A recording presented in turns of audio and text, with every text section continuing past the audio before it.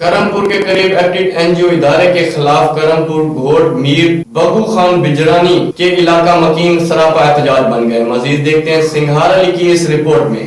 करमपुर के मौजूद घोट मीर बगन खान बिजरानी में मौजूद हैं।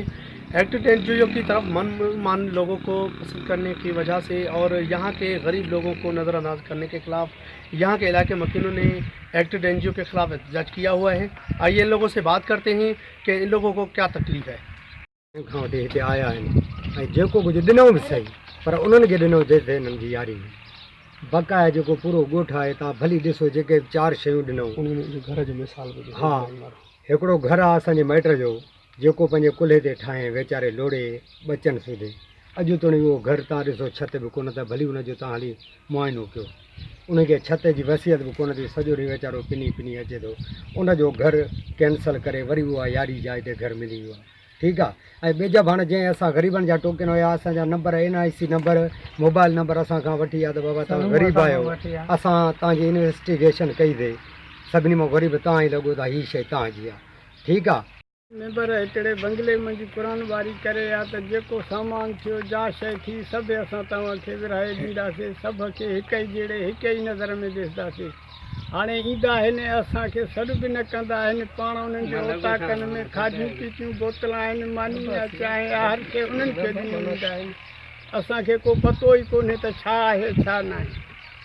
आया मेंबर इहे असां सां क़ुरान वारी करे जो कुझु आयो तव्हां वटि तव्हांखे मिलंदो पर असां अखियुनि सां हिन महिल ताईं का शइ न ॾिठो जेके ई अचनि था जिथे ॾिनियूं वरितियूं वञनि था तव्हांखे पतो बि न आहे ख़बर ई न आहे का।